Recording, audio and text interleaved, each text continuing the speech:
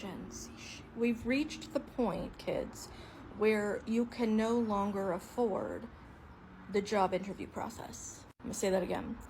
I've reached the point where I can no longer afford to find work. Assuming you get past the 12,000 rounds of phone screens and Zooms and you are invited to an on-site interview.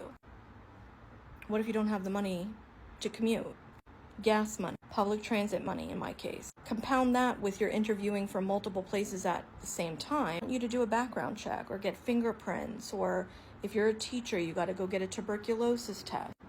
Who's paying for you to run back and forth all over fucking town? If it's a teaching or government position, they will generally pay for the background test and fingerprints themselves, but you still have to pay the third party, i.e.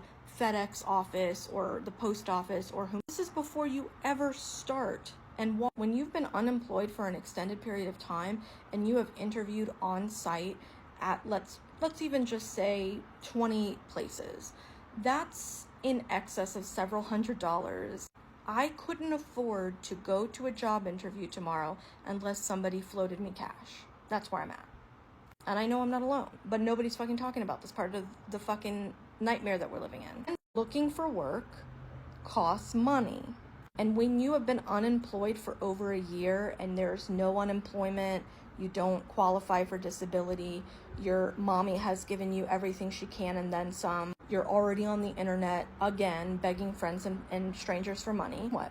Then, so do not let people gaslight you into like thinking that it's not a nightmare. We're at the point where job searching is cost prohibitive.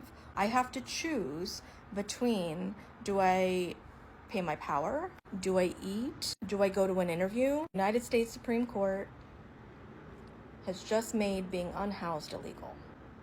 Be upset, be mad, be paralyzed, be anxious, be sick to your stomach, because that's a natural fucking reaction. This is not normal. This is not healthy.